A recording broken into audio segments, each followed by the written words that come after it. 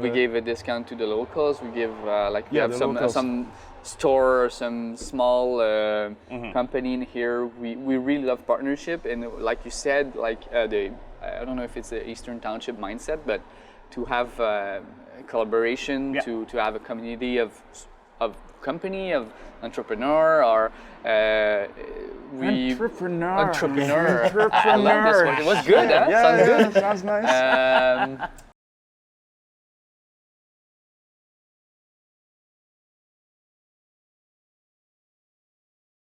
Ladies and gentlemen, welcome back to All Beer Inside. Today we are visiting the Eastern Townships, also known as the Cantons-de-l'Est, and joining me today is Stephen and Nicolas from Canton Brasse.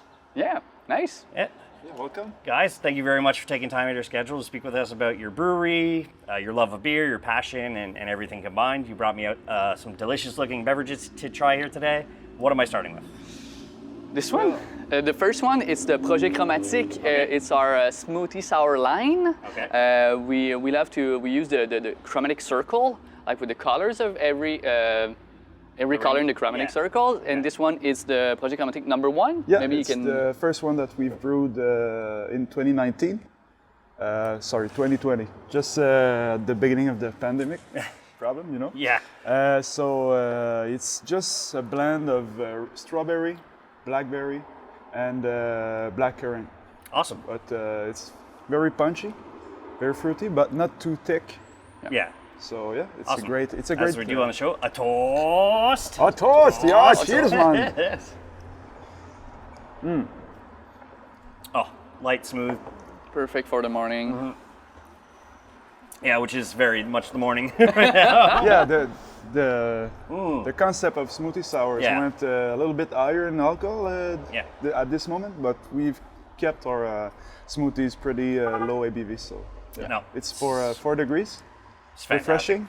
Refreshing. It's like I love this one, the Projet Chromatique for brunch. Mm-hmm. It's kind of perfect one for like the morning lunch kind of hour, and with food, light food, and maybe some more greasy food too for the morning. So, and this one is the sticker, the label for it. It's a good morning beer. Maybe like as the classic, like the hair of the dog is, have this with a greasy breakfast, and you'll probably be good to go for the rest of the day.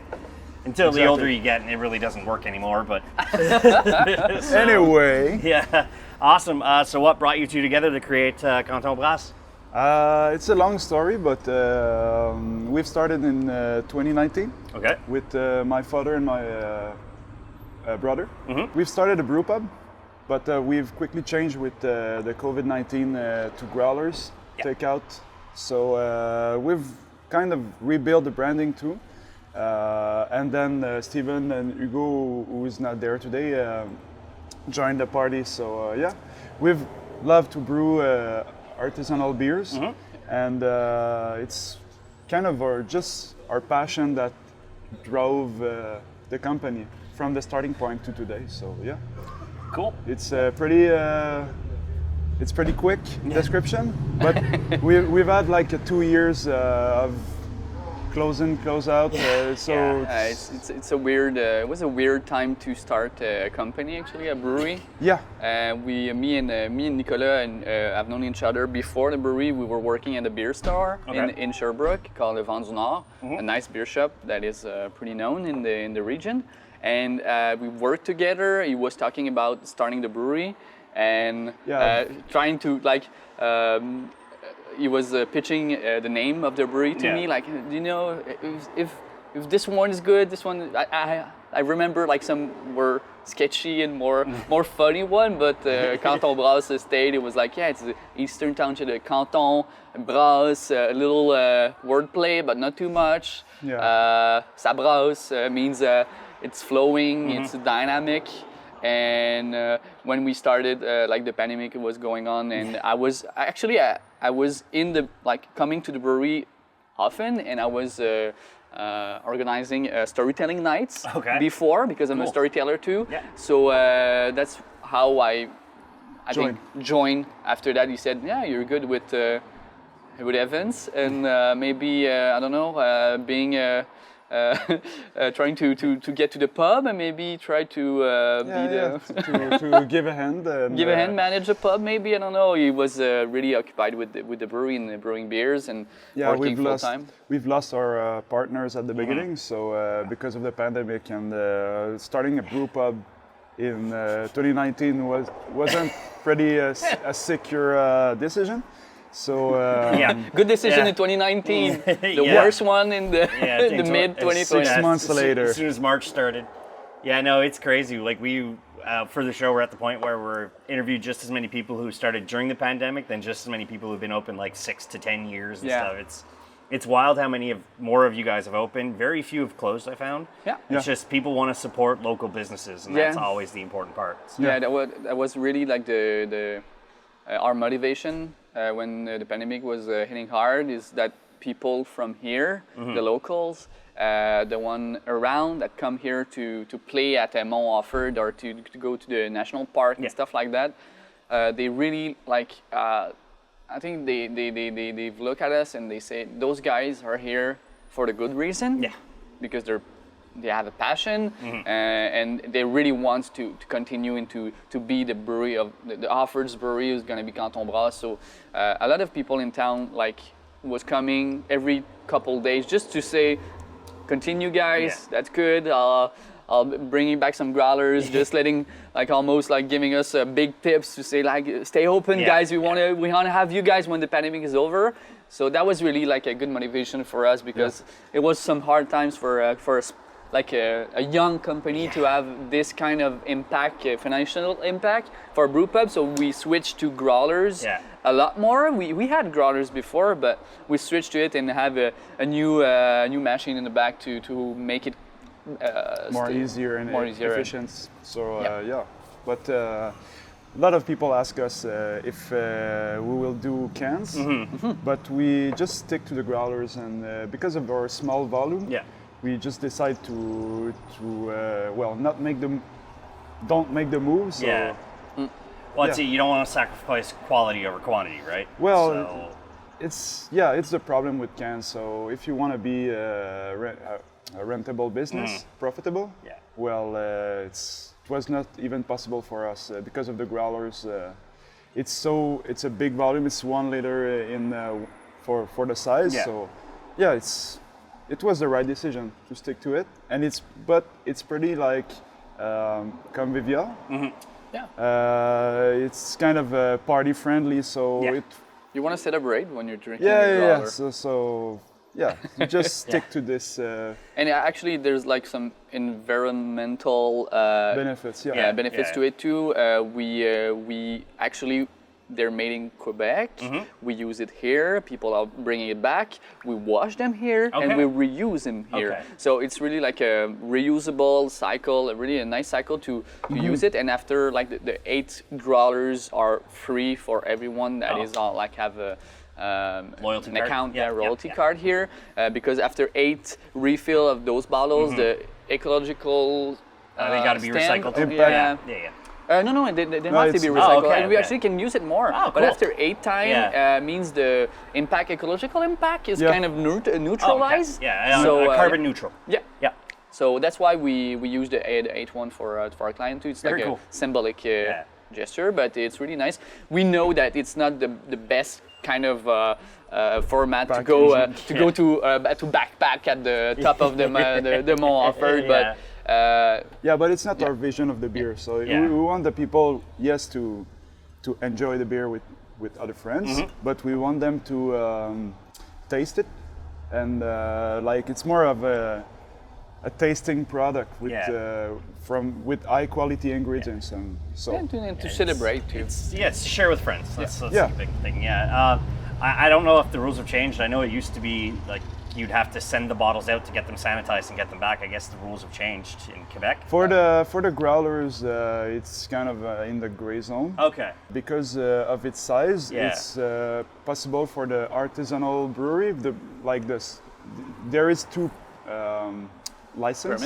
I guess industrial and the industrial can have growlers, and the format of growlers is minimum 955 milliliters. But so you can reuse it, and and just not even clean it, just rinse it and it's okay. Yeah. So, but we all know that the conservation of the product in growlers is less than a bottle or a can. But yeah, for with the COVID-19, like La Régie changed some of the rules to let small players survive. Small artisanal brewery to have like the opportunity to sell bottles to retailers. So we did that in a regional kind of way. So that was good too for people that know us in Sherbrooke or maybe in Bromont or in Angers-Gardien. They came here for the sports, for the nature, and then when they come back, they have an opportunity to buy one bottle or to bring back the growlers. That was good for us because people can still drink Canton Brasse beer even around. That's good. Yeah, and don't be like don't like stop by the $5 refund. Yeah, no, it's the deposit too. Like that was my thing when growlers were like the main thing in Quebec. I'm like, I gotta bring it back, and then they have to go through all this stuff, and it's easier for me to just grab cans at the store. Yeah, sure. So that's true. But I know I think it was Dispensaire in Montreal. They were just putting their growlers in fridges and like multi-hops in Verdun or whatever. So it's like, okay, at least I can do this. And then at first the stores weren't taking them back, and now they are. So I can't complain anymore about it's a waste of my time, it's a waste of my money. But I went to Vermont pre-pandemic, and Magic Hat, well, they're closed to the public now, but they would actually take any growler from any company, clean it out, and put it in beer. I'm like, I need this in Quebec. So yeah, it's way easier for the brewery to do this. It's sure they can sell big volume, but it's easier, and it's like very like with.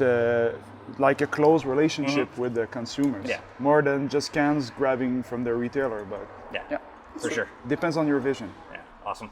Why Canton Brasse, not Brasserie d'Orford or anything like that, like or combine your names type of thing, or a pun? Like why Canton Brasse?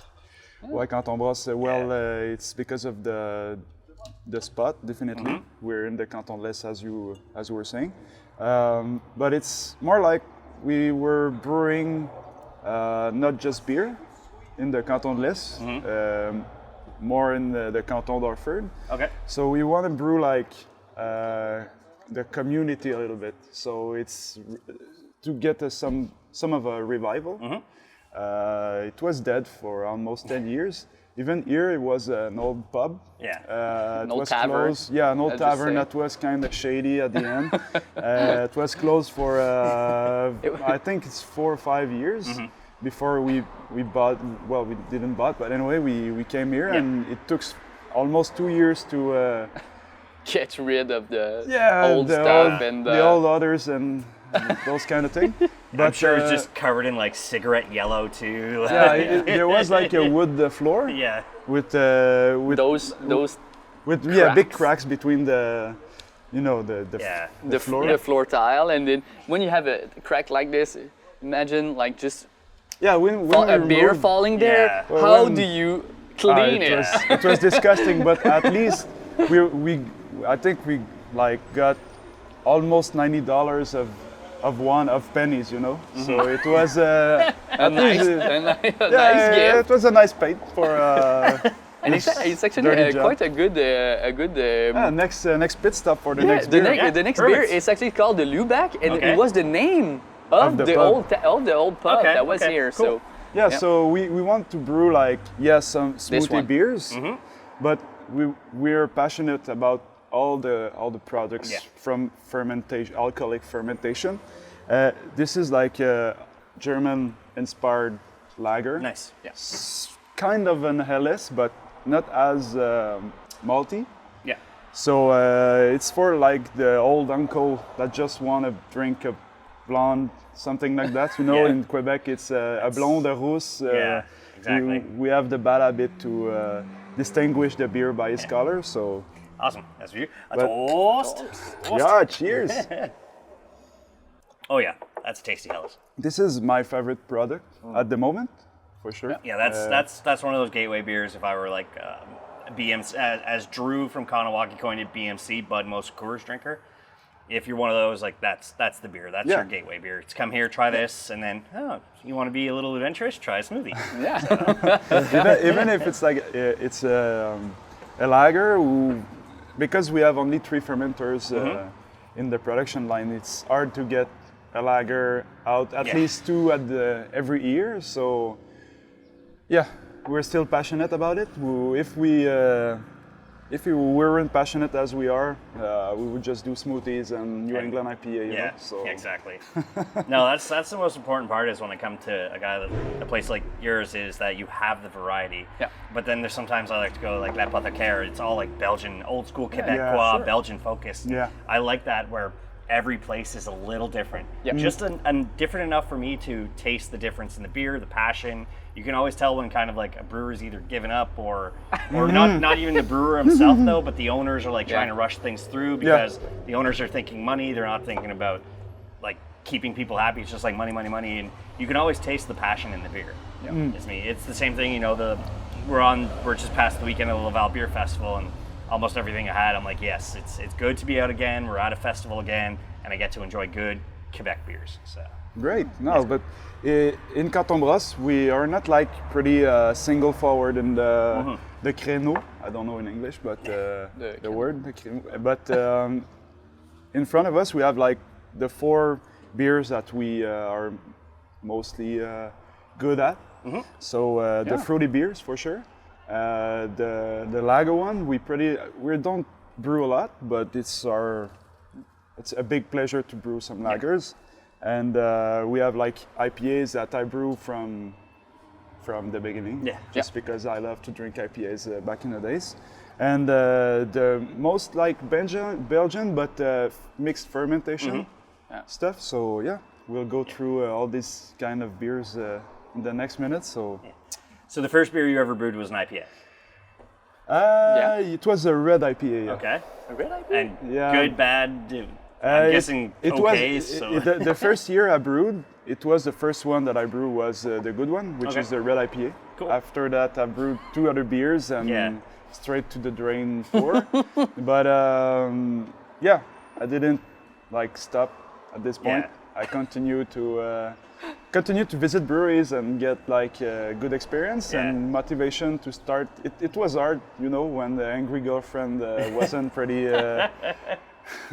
wasn't like with me with this experience. You're just brewing some. Yeah, with a lot of bottles and like big buckets of beer and some. House smelling like bread because of the yeast eating everything. She wasn't pretty stoked about it, but it was an IPA, the first beer I brewed, and definitely the batch or the recipe that I brewed the most. And that was that also the first beer that came out of Canton Brasse? No, it was a Kölsch.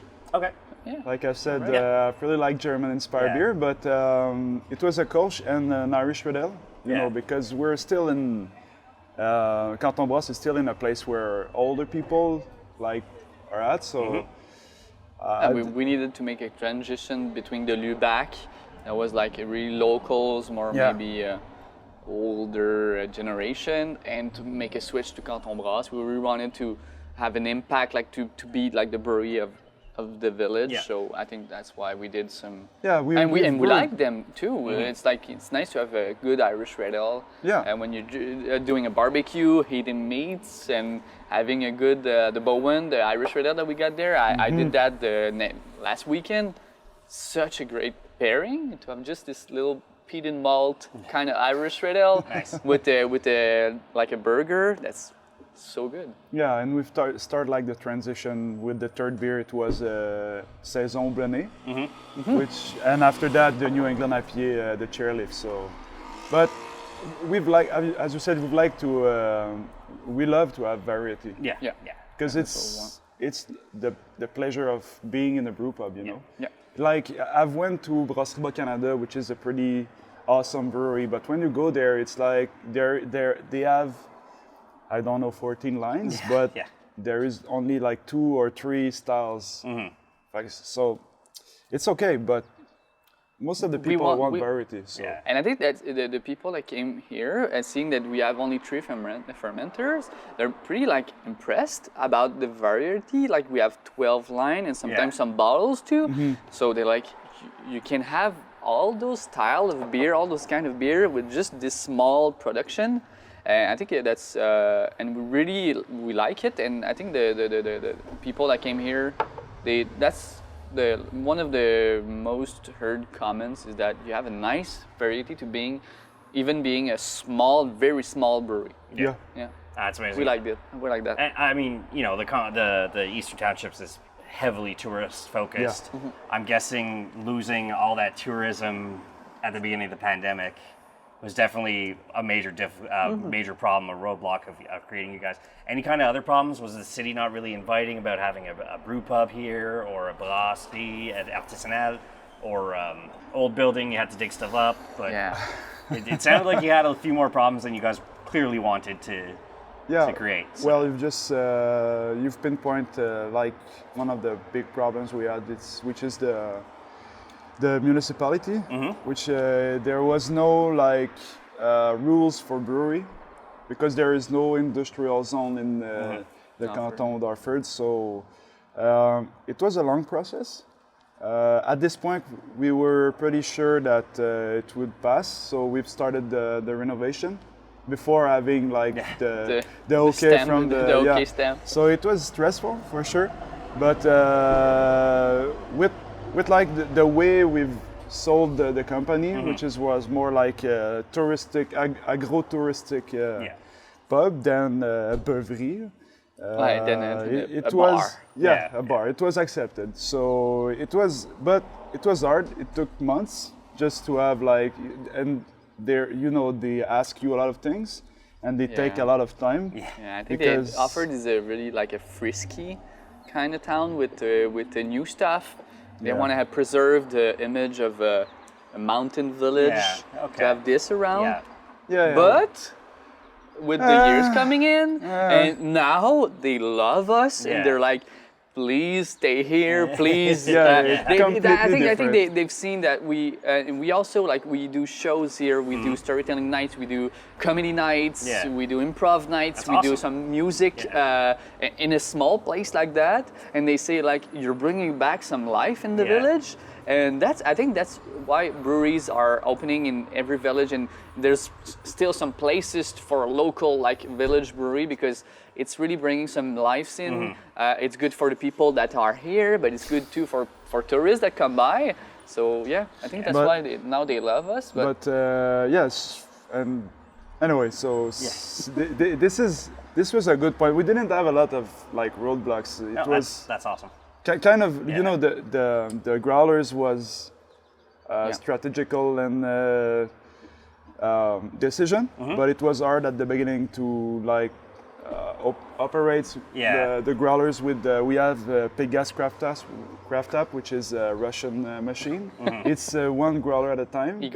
Igor, we called it Igor because it's unbreakable, but it breaks every time we use it. Anyway, but and it was like our first, after the COVID-19, our first like challenge. So this was hard to step up the game, because we didn't have like the financial force for. But with the help of the Steven father, Jim, we've bought like a new machine and started to mainly shift our production from kegs to growlers. And after that, it was like the gestion of cleaning the growlers and everything. But we were pretty lucky after all, because most of the people working in the city, like, counter-ish the touristic move. I'm sure losing the tourism didn't help at all, but local stepped up from it switched it. I think in Mont-Orford, like maybe 10 years ago, was really like a touristic place. Almost, it was really less locals, people living here all year long. But with the pandemic, people are starting to they buy a house and like the movement of the demographic from big city to like rurals. A lot of Montrealers came by and just stay here for the whole season or for the whole year. So we bought some. It brought us a lot of help. Because the other, another big point I'm thinking about it is our experience in business gestion, administration. We were not really experienced. Instead of my father, and it's my father is like 3 generation. He's like 76 at the moment. It's 2 generations anyway, but it's not at all the same vision that we had. He's helping us. But most of the team was inexperienced, and we like the movement of the Montrealers to the rural place brought us a guy, which helped us a lot. So in the gestion of the company. So I noticed you mentioned you have event nights. I see there's art on the inside, which we'll have in the video. What made you decide to display local artists? And I'm guessing you're selling them because I see little tags underneath. They're selling them because a lot of places that have art, they keep it like a part of the selling. We don't do that. We actually just left the artists to have, because I think we're kind of using them. But it's some decoration. It's nice for the pub. It's bringing life. So they're almost every artist starts selling their art here. We change every season. There's like 2 expositions at the same time with the 2 sections of the pub. And actually this one is François Bienvenu. He's from Orford. He's a multi-art artist from Orford, and this one it's multi-disciplinary. I understood the naughty artist. So. Naughty. He's naughty too. He's naughty too. But actually, he's a storyteller too. I did a show with him last night. But and this one is one of our friend Leo. He's from Quebec. He's doing some photography of music show. And all the profit of his art is he's gonna buy back some merch from every band of the picture that you buy. So he's giving it back to the artist. So we switch it up. It's kind of like it's never like the same style, the same. We love to have some diversity with the beers and in the art too in here, and with the nights that we. It's a way to put light on local or Quebecers artists, and it's a way like to be free of all the decoration stuff, because if it wasn't those arts exposed, we would have to buy some arts at the moment. So and this way you get rotating art too. You're always going to kind of have something new every quarter or few months, which is great too. And that you guys seem very Eastern Township focused. It's like, let's work together to keep each other going. And that's kind of what I like to add on is some collabs you've done. Now there's a restaurant next door. You said you've done a collab with them. Have you done a stout with, let's say, a coffee producer? Like, what are some collabs you've done? Actually, you can talk about it. We have like a good relation with Micro Torrefactor from Sherbrooke and Géogène. Géogène, which they are here at the moment. We've done like a stout. Our core stout is a strong coffee stout, and it was just as clear. Natural. I really love like le Péché Mortel from Dieu du Ciel, but it's kind of a little sister of the Péché Mortel. Not as good, for sure, but they've got a decade of experience of making it, right? Sure. So. The bourbon barrel one is just so insane. But anyway, it's okay it's our inspiration, for sure. And we've developed our relation with Géogène. At the moment, they are like in our locals in the morning. So we switch from a brewery to a small coffee shop. So with a barista and a big Italian coffee machine. So Very cool. So you can drink a coffee in the morning, come back in the afternoon to have flights, and come back at nights to watch something, a show or something. And we have a lot of partnership with like the people who works at the CEPAC, people in the hotels industry.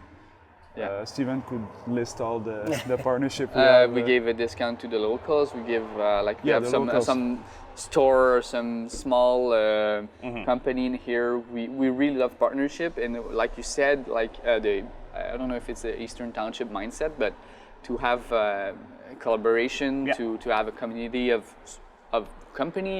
entrepreneur or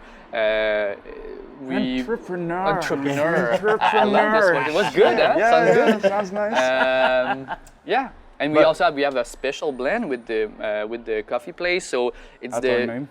Huh? Name after the brewery. So. Yeah, named after the brewery. Yeah. So we use this coffee for the coffee machine, but with the stout, with the Pico Corbeau, our coffee stout. And I think it's just natural for us to have some help, to have a community. I think it's really some of the values of the company.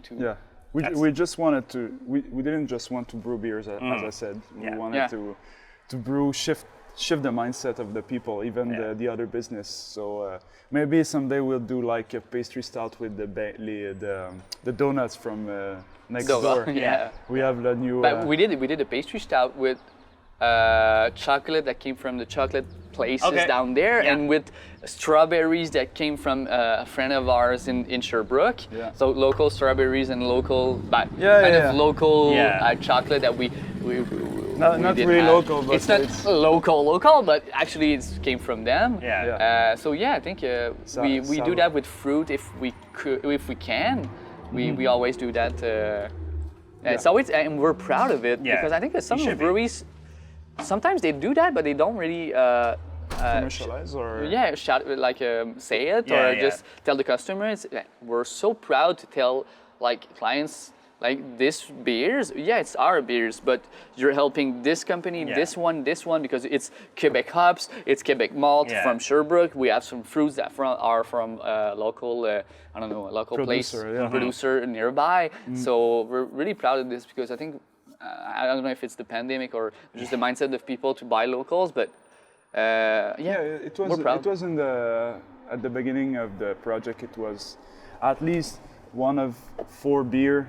Must be almost or fully 100% Quebecois. A lot of our beers are not a lot, not all of them are 100%, but almost. like 90, 95%. No matter what, I know a couple of breweries there, Nicolas Bernier that are that on the can now too. When I got it in the store, it's 100% Quebecois ingredients. So, and that's the important part is that you're supporting each other. But when it comes to, let's say, if you could head down to, let's say, Ottawa or Vermont and dig a dream collab when it came to brewing a beer, what are some of your favorite breweries you'd love to brew a beer with if you had a chance? It's a good question. In Ontario specific, or it could anywhere in Canada, anywhere in the US. If you were able to go overseas and do it, what are some of your dream breweries to make a collab with, if you could? Well, it's even Quebec, staying local. There's Refuge des Brasseurs, there's Golden Lion. To move to the next beer, we can. I could say firstly, this is 100% Quebecois, and it's a mixed fermentation sour beer. It's I've handpicked the flowers, which is the silage in English. It's the first flower that the donkey feet in English. It's not dandelions, is it? No, it's not. No. Actually, it's the first flowers that came in the spring. You just have the flowers. You don't have the leaves yet. Okay. It's just the one. It looks like a dandelion, but it's not this one. It's just the first one before the dandelion. I don't know. We'll put it in the. Anyway, look it up. Look it up. We've handpicked and used some local honey, but this is kind of a beer that I would really love to brew with. In Quebec would be with Dunham. Okay. For sure. Yeah. And in the North America, it would be with Crooked Stave. Okay. They're so focused on those kind of beers, so it would be a dream come true. Awesome. For sure. Let's do this. A toast. Sorry, I think. The nose is pretty tonical. Yeah. But it's very fruity in the it's like dancing on the side of my palate. Yeah. This beer is Crazy Carpette. It's the bottle in the middle. It's mixed fermentation with pretty wild. 3 kind of breaths and 2 lactobacillus. Yeah. That is souring in 6 months for 6 months in stainless tanks. So yeah, it's kind of it's a crazy the carpet. natural It's process a kind of mixed fermentation. So you mentioned Chromatic and then Lubov, you said? Lubac. Lubac. Some fairly unique names. What made you decide the way you named your beers and not just, the wild fermented number 2 and the smoothie sour number 1, like giving them names and then the label designs? Do you guys do that, or do you have a graphic artist? Like kind of both naming and labeling. How did that work? It's the names mainly come from my head, but like the Crazy Carpet was an idea with Steven. Okay. We really love to give an identity with the beers. It's a small. As long as it doesn't sting me, I'm happy. No. I think it's important to maybe I don't know. It's my storytelling experience that tell me that you have a story or something to say for the beers. Sometimes it can even add to the experience of drinking the beer. With the Crazy Carpet, like I think the mixed fermentation sour beer are kind of my favorite style of beer, and I was like, we want something crazy every time. We always have a little wink to the mountain or to the activity that you can do around, and with the history of the place, like the Lubac, the history of this location. Projet Chromatique, it was for the colors. There's always something. The Chairlift, it's for the mountain. There's always something with the mountain, but also with the Eastern Township and with the place that we're in. Crazy Carpet is like going down a hill with that. Without any control. Without any control with the Crazy Carpet. That's kind of the mindset to have, like it's the experience of this one. We always change the fruit or the flowers or the stuff that we put in this mixed fermentation sour one. So I think it's this and a mix with the artist, the graphic designer, like it was Amélie Roy, A__ ROY. ROY on She's Instagram. pretty good. Yeah, she's really good, and we also we are collaborating with Yannick Emon aussi, also that is another graphic designer. So, we really love like the simple, iconic kind of look of our. It's important to like they have an identity, but really like express it by a simple means. It's kind of our motto in the brewery, the KISS principle. Yeah. So mainly, this is how it reflected on the logos from the beer. We're even like thinking about the main logo of the brewery, which was made firstly before when we didn't have the beer icon. So at the moment we're brewing ideas to like blend in the logo with the like to uniformize the image of the brewery. Yeah. But it's pretty like we wanted to sound it young and original. Okay. So there is like sometimes a geek link in some beers. Scullin and Déjeuner d'Asmodeus, even the Projet Chromatique. But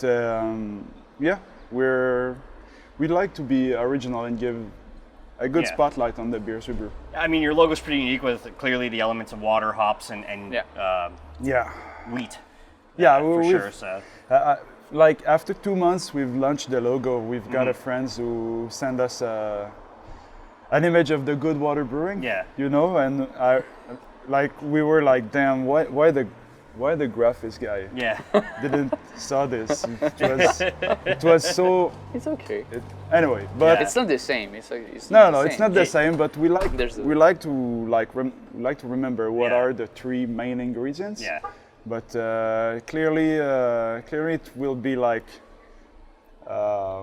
It's a symbol of the roots of the brewery, actually, with the family kind of roots to it, in a way. And the Breton, Celtic kind of ancestry with you guys. It's And then I'm guessing when it comes to spent grain and stuff, just local farmer comes by, take it. We have like a collab with farmer. Okay. It's a yak. It's the same farmer from the beginning. It's like you have some. you feed is it yak in English? Yeah, it's yaks. Yeah. The big the big cows. big horn like, cows. Yeah, those are Mongolian cow. Yeah. And actually, like you take the.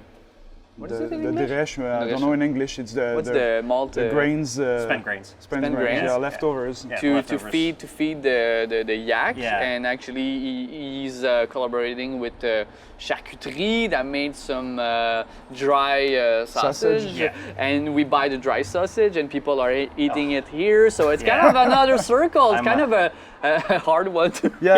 We didn't like in the city. We don't have this problem. We most of the time like receive or like mails about asking if they can just grab the leftovers, but we don't free, right? You don't have to pay for composting that way. It's just somebody comes and picks it up. But in Montreal, they say they kind of have to pay for the farmers. The farmers like charge the breweries. Need to be paid, because of the it's the proximity, gas and traveling and transport and everything. It's not easy. No. So for sure. Awesome. So I like to ask. So I come by.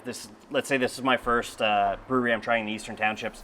I try a few of your beers. I buy a growler or two. Some other friends in the area to try that are either because you have clearly biking paths all over the place. Yeah, sure. So either biking distance, or if you have a designated driver, which is very important. The designated driver who's willing to drive you to another place or two. The one that comes in mind for me, just on the other side of the mountain that we see over there, it's Brasserie La Ferme in Shefford. We did a collab with those guys. We love them. I think it's a nice, it's a nice beer garden, kind of a farmstead kind of mindset, and it's really nice. It's close to here, maybe 20-25 minutes drive. Well, if you want to like really near it and a nice spot, it will be La Memphrey in Magog. For the nice view from the lake, for sure. And in Sherbrooke, 45 minutes away, and there's a bunch of breweries there. Oh yeah, sure. Sherbrooke, Ciboire Dépôt for sure. Ciboire Dépôt. Bac et Bière for the shows. Even close from here, we like Dunham and Sutton, and it's 30 minutes. Yeah, Brasserie Dunham, Sutton Brewery, and à l'Abordage. It's not that much. We've been lucky enough to interview l'Abordage. So. L'Abordage, it's a nice spot. Yeah.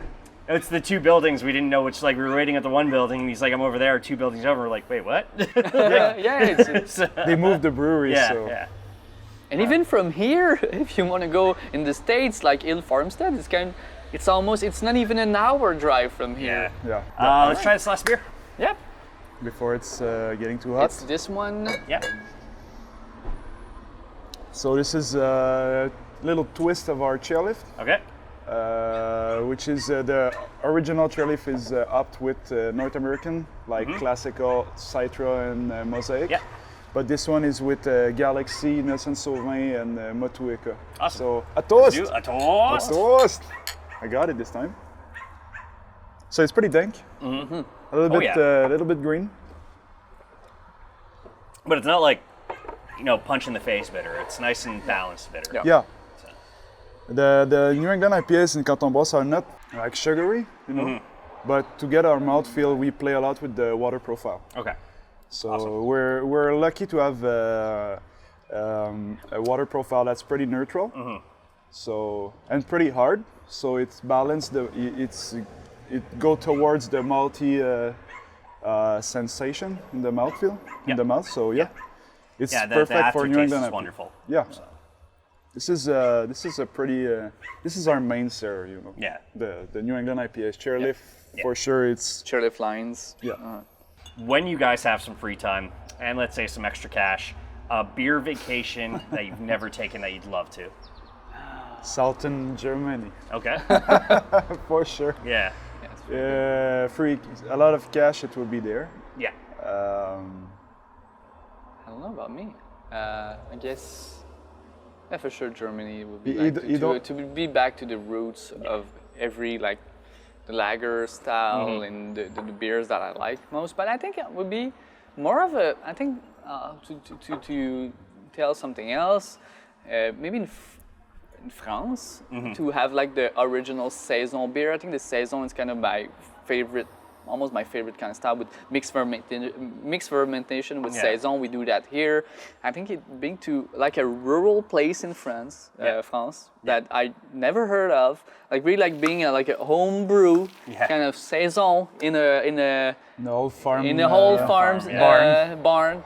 And to have this experience with the people there, to bring back the roots of this style of beer, I think that would be my dream. I think it's in Belgium. There's an old farmhouse, and they just leave the tanks open. Like, whatever yeast falls from like the old wood into the tank, and that's it. Like they're using all wild yeast. It's crazy. Like it's like Cantillon. This is a nice place to go drink mixed fermentation. Yeah, sure. You'll be there. Yeah, I'll be there. Yeah, I'll go in this fall in Brussels. So for formation, formation continue. I personally love to go to a Trappist brewery since I look like a monk. I just fit right in. So. Yeah, Trappist. Yeah, we're not really like into the Trappist like style. Yeah.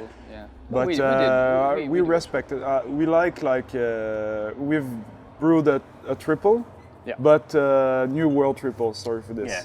I know it's sacrilege, but no, it's just there's so much variety of beer now. It's hard. You don't have to like a specific style anymore. You can just try everything. Yeah. You know, I went from like, generally the coffee stouts I'm okay with, and when pastry stouts started coming out, or chocolate stouts, I'm just like, they're so delicious. It's great. I still enjoy a coffee stout once in a while, but I really like a pastry stout. But that's my palate. Whereas somebody would prefer, a Guinness over a locally made stout because they're like, it's too much coffee. I'm like, well, Guinness is there. It's just they burned it all off. So. Yeah. But we'll make you try. We have a pastry stout actually. We'll do that after the show for sure. I really appreciate you guys talking to me today. What's next for Canton Brasse? Hey boy. I mean, it's clearly part for the course, or at least we're at part that we like in maybe next 2 to 3 years we want to expand a little bit. Still stay with, I think we did a lot of reflection, a lot of thinking about the brewery and what's our values and what we want for the brewery in the next couple of years. And we're at a point that we know we want to stay in Orford. We know we want to expand a little bit just to make it like have more places, more people in. We know almost every weekend it's full here. We just want to expand a little bit, have maybe double the production, but not that much. Stay at a human kind of, scale. A human scale. Yeah. And we want something that is like power efficient, maybe solar and wind and stuff. Yeah. We're looking forward. Like we've discussion with the city, and we're looking forward to be like owners of our place. It will be not far from here, and to be like more of a like kind of a beer garden industrial mix match with the old style that we have over there next. Very cool. Next door. So it's in our head at the moment, but we don't really want to like do cans anymore. It was tempting. We don't really want to focus on the retailers' way. We just really want to focus on the invitation aspect of like come in our place, come in our town. The experience of being at the brewery and drinking beer here. Maybe grab some things to go for sure, but like bringing them in, bring people in, educate our clients about the brewing process, being more of a close, like stay close, even if we get a little bit bigger, stay close to the consumer. And bring our partners with us, like Les Deux Tomates next door and Géogène. I was saying G.O.G. but G.O.G. man. And but we want to bring them together and being like in the same spot with a cool place and where people can like play outdoors or play babyfoot indoor and drink beers and watch a good show. Celebrate. Like especially now the popularity of sandbag or cornhole. It's like host a tournament and just why not? You keep building on top of it. And the molky and even like, but there is like a brewery in Maine, which is a Maine brewing company. I don't know if you went there. I've never. The last time I was in Maine, I was 14, and there was a hurricane, so I haven't been back since. Oh yeah, okay. But the beer is not like incredible, Yeah. but the place was so inspiring because there was like a guy was doing pizza in the brewery. Yeah. And a big bar, and it was self-serve as most of the Americans brewery. Yeah. And you had like the brewery between like big window walls, so it was kind of at least at lesser scale, but kind of an inspirational vision of Canton Brasse. Oh, that's awesome. Once again, thank you very much, guys, for taking time in your schedule to speak with us today about your brewery, It's a pleasure. and your beers, and you're very passionate about what you do. So if anybody's looking for you guys, where can they find you physically and online? Physically? Do you want to do it physically? Oh yeah, physically it's over there on the 2267 Chemin du Parc at Orford. Straight downtown Orford. En face in front of du Arnois. Sorry. Actually, we can see the mountain from here, so it's really downtown in the village of Orford. Cherry River. Cherry River section, region, village. Cherry River Village, and online you can look at us on Facebook, Instagram, and with our website, cantonbrasse.com. Okay. We're really active online. We love to ask questions, to ask our consumers, our clients, to what do you want next? What do you want us to try out in the brewery? And we have events and stuff like that. It's a nice place, and there's a lot of hotels and Airbnb and place that you can stay in if you're outside of Eastern Township. Amazing. Yeah. Yeah, and awesome. there is like one retailer in Montreal. If Sure. Yeah. Le Biérologue, and Okay, yeah. in the Hochelaga. summertime there is no like beer available, but There's just some. yeah, a little bit of Crazy Carpette and small growlers, but small quantity. But we're mainly in the region of l'Estrie. Hashtag Cantons-de-l'Est. Cantons-de-l'Est, Montérégie too, with Ange Gardien and Bromont and stuff like that. Granby. If you want to Try us out. gas in, not too. But the best experience is to come here in Orford. sure. Come here. Yeah, fresher beer. So you got that. So if you're visiting the Eastern Townships in Quebec, come and check these guys out. There's multiple options, but these guys stepped up and spoke with us today, so definitely come and check them out. Everything will be in the show notes, from the address to the social media. Click on it in the show notes. As for us, allbeerinside.com is the website. At allbeerinside on all social media. And as I say at the end of all episodes, drink craft, not crap. Oh. Thank you. Thank you.